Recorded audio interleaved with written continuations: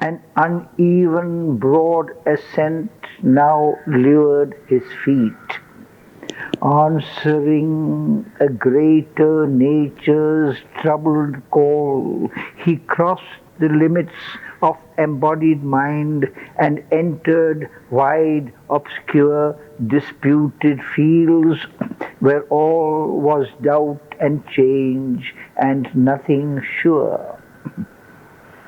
A world of search and toil without repose.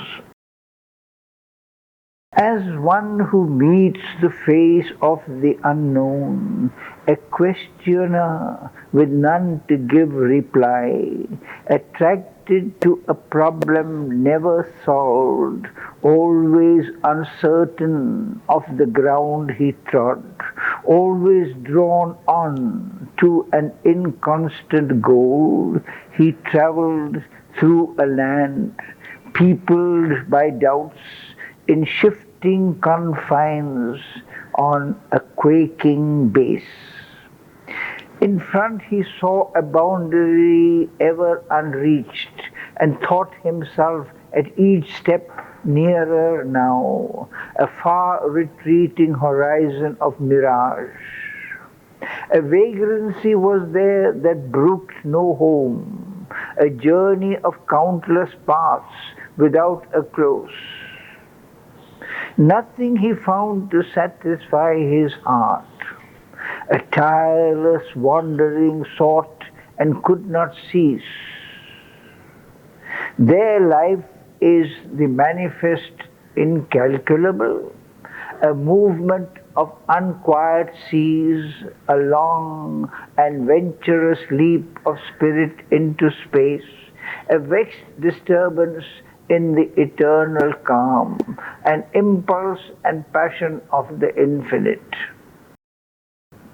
Assuming whatever shape her fancy wills, escaped from the restraint of settled forms, she has left the safety of the tried and known. Unshepherded by the fear that walks through time, undaunted by fate that dogs and chance that springs, she accepts disaster as a common risk. Careless of suffering, heedless of sin and fall, she wrestles with danger and discovery in the unexplored expanses of the soul. To be seemed only a long experiment, the hazard of a seeking ignorant force that tries all truths and finding none supreme, moves on unsatisfied, unsure of its end. As saw some inner mind, so life was shaped. From thought to thought she passed, from phase to phase, tortured by her old powers, or proud and blessed, now master of herself, now toy and slave.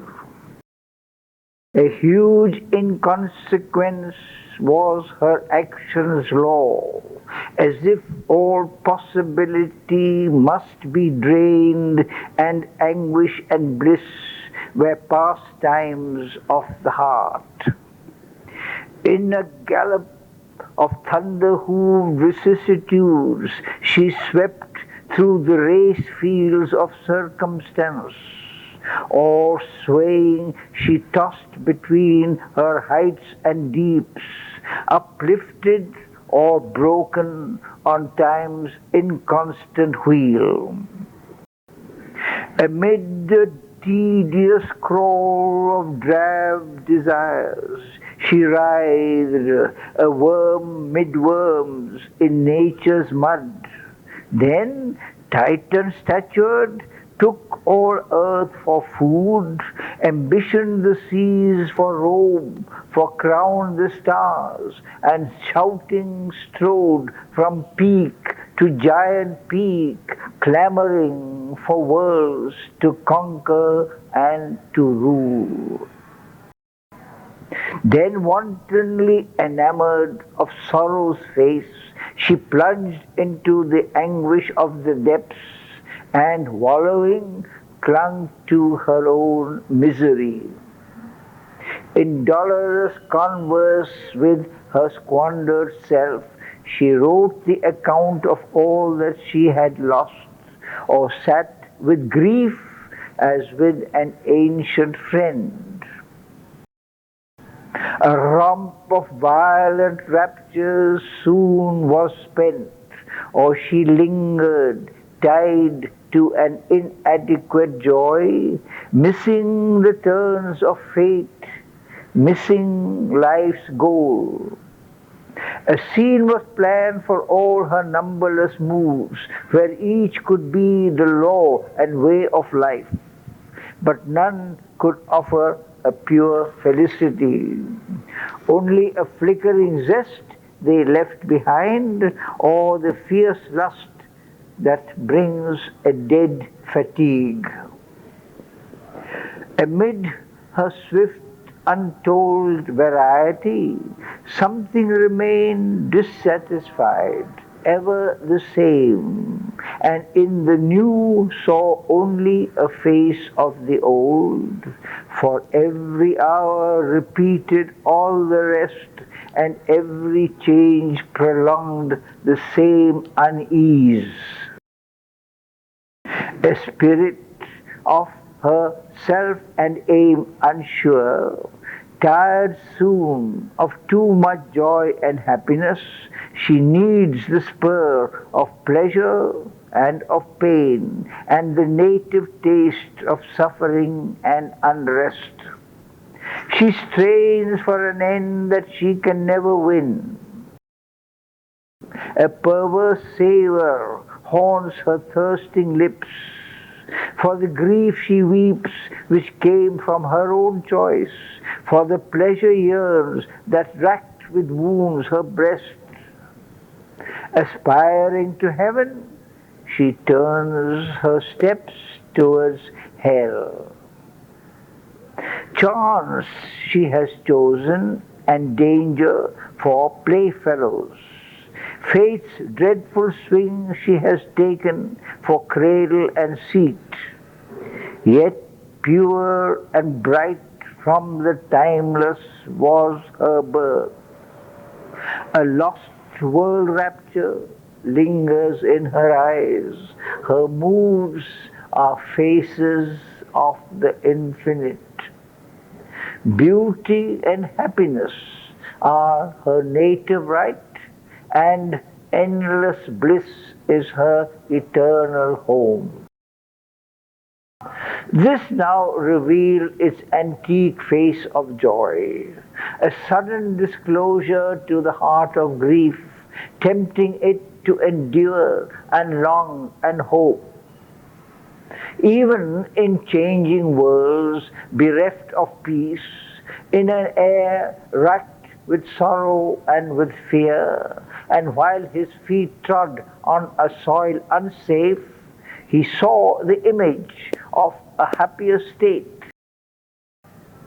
In an architecture of hieratic space, circling and mounting towards creation's tops, at a blue height which never was too high for warm communion between body and soul, as far as heaven, as near as thought and hope, glimmered the kingdom of a griefless life. Above him, in a new celestial vault, other than the heavens beheld by mortal eyes, as on a fretted ceiling of the gods, an archipelago of laughter and fire, swam stars apart in a rippled sea of sky. Towered spirals, magic rings of vivid hue, and gleaming spheres of strange felicity floated through distance like a symbol world. On the trouble and the toil they could not share, on the unhappiness they could not aid, impervious to life, suffering, struggle, grief, untarnished by its anger, gloom, and hate, unmoved, untouched, looked down great vision plains, blissful forever in their timeless right. Absorbed in their own beauty and content of their immortal gladness, they live sure. Apart in their self-glory plunged, remote, burning, they swam in a vague, lucent haze, an everlasting refuge of dream light, a nebula of the splendors of the gods, made from the musings of eternity. Almost unbelievable by human faith, hardly they seem the stuff of things that are. As through a magic television's glass, outlined to some magnifying inner eye, they shone like images thrown from a far scene, too high and glad for mortal lids to seize. But near and real to the longing heart, and to the body's passionate thought and sense, are the hidden kingdoms of beatitude. In some close, unattained realm, which yet we feel, immune from the harsh clutch of death and time, escaping the search of sorrow and desire, in bright, enchanted, safe peripheries, forever wallowing in bliss they lie. In dream and trance and muse, before our eyes, across a subtle vision's inner field, wide rapturous landscapes fleeting from the sight, the figures of the perfect kingdom pass, and behind them leave a shining memory's trail. Imagined scenes or great eternal worlds, dream caught or sensed, they touch our hearts with their depths. Unreal seeming, yet more real than life, happier than happiness, truer than things true. If dreams these were, or captured images, dreams truth made false earth's vain realities. In a swift eternal moment fixed there live, or ever recall come back to longing eyes, calm heavens of imperishable light, illumined continents of violet peace, oceans and rivers of the mirth of God, and griefless countries under purple suns.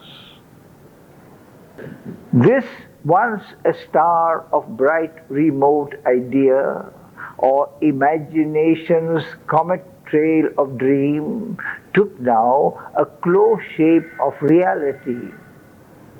The gulf between dream truth, earth fact was crossed. The wonder worlds of life were dreams no more. His vision made all they unveiled its own. Their scenes, their happenings met his eyes and heart and smote them with pure loveliness and bliss. A breathless summit region drew his gaze, whose boundaries jutted into a sky of self and dipped towards a strange ethereal base. The quintessence glowed of life's supreme delight. On a spiritual and mysterious peak, only a miracle's high transfiguring line divided life from the formless infinite, and sheltered time against eternity. Out of that formless stuff, time mints his shapes. The eternal's quiet holds the cosmic act. The protean images of the world force have drawn the strength to be, the will to last, from a deep ocean of dynamic peace. Inverting the spirit's apex towards life, she spends the plastic liberties of the one to cast in acts the dreams of her caprice. His wisdom's call steadies her careless feet. He props her dance upon a rigid base. His timeless, still immutability must standardize her creation's miracle. Out of the void's unseeing energies, inventing the scene of a concrete universe, by his thought she has fixed its spaces. In its blind acts she sees by flashes of his all-knowing light. At her will, the inscrutable supermind leans down to guide her force that feels but cannot know. Its breath of power controls her restless seas, and life obeys the governing idea. At her will, led by a luminous immanence, the hazardous experimenting mind pushes its way through obscure possibles, mid chance formations of an unknowing world. Our human ignorance moves towards the truth that nescience may become omniscient. Transmuted instincts shape to divine thoughts. Thoughts house infallible, immortal sight, and nature climb towards God's identity. The master of the worlds, self-made, her slave, is the executor of her fantasies. She has canalized the sea of omnipotence. She has limited by her laws the illimitable. The immortal bound himself to do her works. He labors on the task her ignorance sets, hidden in the cape of our mortality. The worlds, the forms her goddess fancy makes have lost their origin on unseen heights. Even severed, straying from their timeless source, even deformed, obscure, accursed and fallen, since even fall has its perverted joy, and nothing she leaves out that serves delight, these too can to the peak revert, or here cut out the sentence of the spirit's fall, recover their forfeited divinity. At once, caught in an eternal vision sweep, he saw her pride and splendor of high-born zones, and her regions crouching in the nether deeps. Above was a monarchy of unfallen self. Beneath was the gloomy trance of the abyss, an opposite pole or dim antipodes. There were vasts of the glory of life's absolutes. All laughed in a safe immortality and an eternal childhood of the soul before darkness came and pain and grief were born, where all could dare to be themselves and one, and wisdom played in sinless innocence with naked freedom in truth's happy sun. There were worlds of her laughter and dreadful irony. There were fields of her taste of toil and strife and tears. Her head lay on the breast of amorous death. Sleep imitated a while extinction's peace. The light of God she has parted from his dark to test the savor of bare opposites. Here, mingling in man's heart, their tones and hues have woven his being's mutable design, his life a forward rippling stream in time, his nature's constant fixed mobility, his soul a moving picture's changeful film, his cosmos chaos of personality.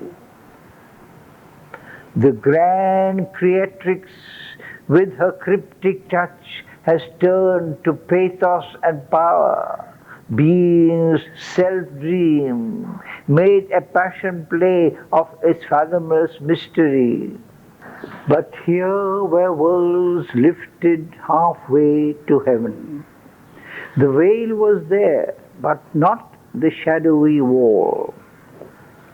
In forms not too remote from human grasp, some passion of the inviolate purity broke through, a ray of the original bliss. Heaven's joys might have been earth's if earth were pure. There could have reached our divinized sense and heart some natural felicity's bright extreme, some thrill of supernature's absolutes. All strength could laugh and sport on earth's hard roads and never feel her cruel edge of pain. All love could play and nowhere nature's shame. But she has stabled her dreams in matter's courts, and still her doors are barred to things supreme. These worlds could feel God's breath visiting their tops. Some glimmer of the transcendence hem was there. Across the white aeonic silences, immortal figures of embodied joy traversed wide spaces near to eternity's sleep. Pure mystic voices in beatitude's hush appeal to love's immaculate sweetnesses, calling his honeyed touch to thrill the worlds, his blissful hands to seize on nature's limbs, his sweet intolerant might of union to take all beings into his Savior arms, drawing to his pity the rebel and the waif, to force on them the happiness they refuse. A chant hymeneal to the unseen divine, a flaming rhapsody of white desire, lured an immortal music into the heart and woke the slumbering ear of ecstasy. A purer, fierier essence had there its home, a burning urge no earthly limbs can hold. One drew a large, unburdened, spacious breath, and the heart sped from beat to rapturous beat. The voice of time sang of the immortal's joy and inspiration, and a lyric cry. The moments came with ecstasy on their wings. Beauty unimaginable moved heaven bare, absolved from boundaries in the vasts of dream. The cry of the birds of wonder called from the skies to the deathless people of the shores of light. Creation leaps straight from the hands of God. Marvel and rapture wandered in the ways. Only to be was a supreme delight. Life was the happy laughter of the soul, and joy was king, with love for minister.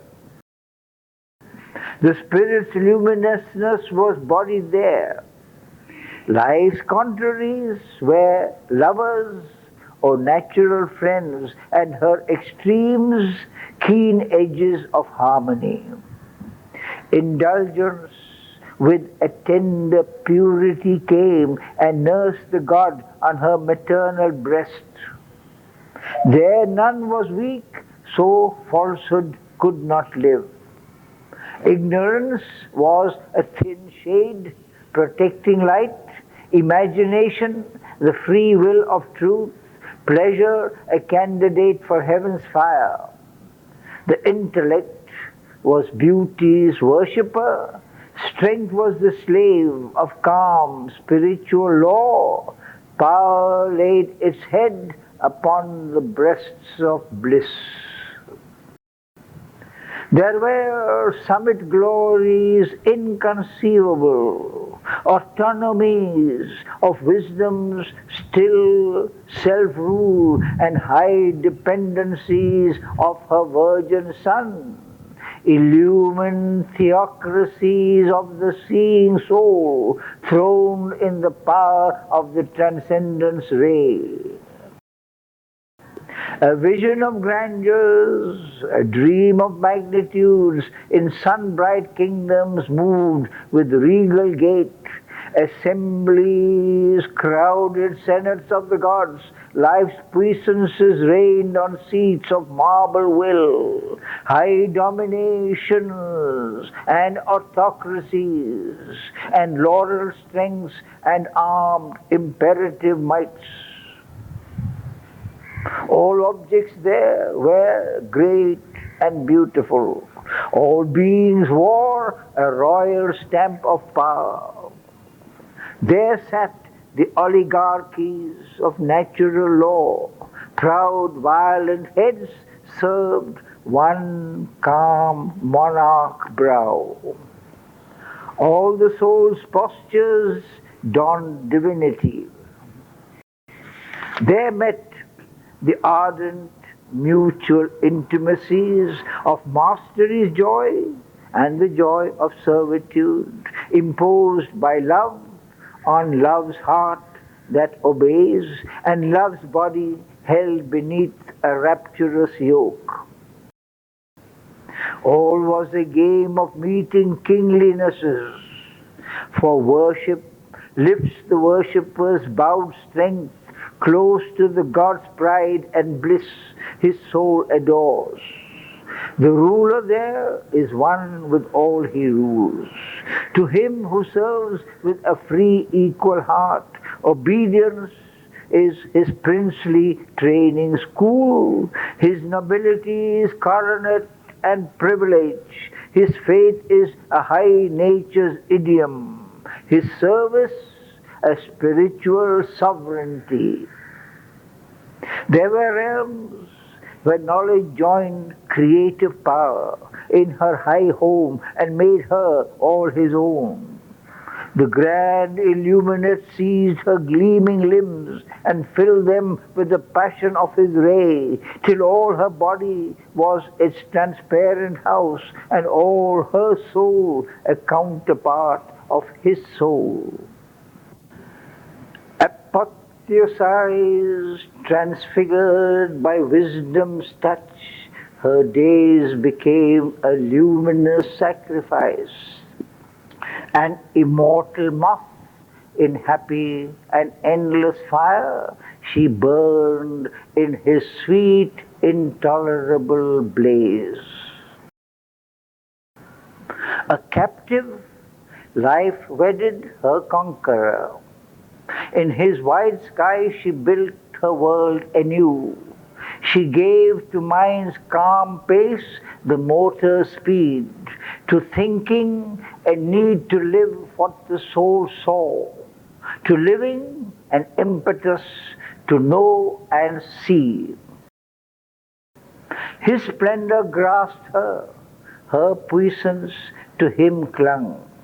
She crowned the idea a king in purple robes, put her magic serpent scepter in thought's grip, made forms his inward vision's rhythmic shapes, and her acts the living body of his will. A flaming thunder, a creator flash, his victor light rode on her deathless force. A centaur's mighty gallop bore the god. Life throned with mind a double majesty. Worlds were there of a happiness great and grave, and action tinged with dream, laughter with thought, and passion there could wait for its desire until it heard the near approach of God. Worlds were there of a childlike mirth and joy, a carefree youthfulness of mind and heart found in the body a heavenly instrument.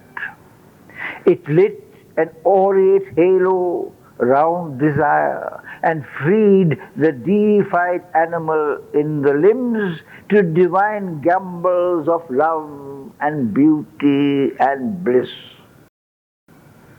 On a radiant soil that gazed at heaven's smile, a swift life impulse stinted not nor stopped.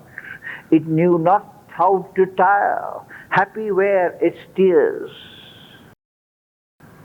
Their work was play, and play the only work, the tasks of heaven a game of godlike might. A celestial bacchanal forever pure, unstayed by faintness as in mortal frames, life was an eternity of rapture's moods. Age never came, care never lined the face, imposing on the safety of the stars, a race and laughter of immortal strengths, the nude godchildren in their play fields ran, smiting the winds with splendor and with speed. Of storm and sun they made companions, sported with the white mane of tossing seas, slew distance, trampled to death under their wheels, and wrestled in the arenas of their force. Imperious in their radiance like the suns, they kindled heaven with the glory of their limbs, flung like a divine largesse to the world. A spell to force the heart to stark delight, they carried the pride and mastery of their charm, as if life's banner on the roads of space. Ideas were luminous comrades of the soul. Mind played with speech, cast javelins of thought, but needed not these instruments toil to know. Knowledge was nature's pastime like the rest. Investitured with the fresh heart's bright ray, and early God instinct's child inheritors, tenants of the perpetuity of time, still thrilling with the first creation's bliss, they steeped existence in their youth of soul. An exquisite and vehement tyranny, the strong compulsion of their will to joy, poured smiling streams of happiness through the world. There reigned a breath of high immune content, a fortunate gate of days in tranquil air, a flood of universal love and peace. A sovereignty of tireless sweetness lived like a song of pleasure on the lips of time. A large spontaneous order freed the will, a sun-frank winging of the soul to bliss, the breadth and greatness of the unfettered act, and the swift fire heart's golden liberty. There was no falsehood of soul severance. There came no crookedness of thought or word to rob creation of its native truth. All was sincerity and natural force. Their freedom was sole rule and highest law. In a happy series climbed or plunged these worlds, in realms of curious beauty and surprise, in fields of grandeur and of Titan power, life played at ease with her immense desires. 1,000 Edens she could build, nor pause. No bound was set to her greatness and to her grace and to her heavenly variety. Awake with a cry and stir of numberless souls, arisen from the breast of some deep infinite, smiling like a newborn child at love and hope, in her nature housing the immortal's power, in her bosom bearing the eternal will, no guide she needed but her luminous heart. No fall debased the Godhead of her steps. No alien night had come to blind her eyes. There was no use for grudging ring or fence. Each act was a perfection and a joy. Abandoned to her rapid fancy's moves and the rich colored riot of her mind, initiate of divine and mighty dreams, magician builder of unnumbered forms, exploring the measures of the rhythms of God, at will she wove her wizard wonder dance, a Dionysian goddess of delight, a bacchant of creative ecstasy. This world of bliss he saw and felt its call, but found no way to enter into its joy. Across the conscious gulf there was no bridge. A darker air encircled still his soul, tied to an image of unquiet life. In spite of yearning mind and longing sense, to a sad thought by grey experience formed, and a vision dimmed by care and sorrow and sleep, all this seemed only a bright, desirable dream, conceived in a longing distance by the heart of one who walks in the shadow of earth pain. Although he once had felt the Eternal's clasp, too near to suffering worlds, his nature lived, and where he stood were entrances of night. Hardly too close beset by the world's care can the dense mould in which we have been made return sheer joy to joy, pure light to light. For its tormented will to think and live, first to a mingled pain and pleasure woke, and still it keeps the habit of its birth. A dire duality is our way to be. In the crude beginnings of this mortal world, life was not, nor mind's play, nor heart's desire.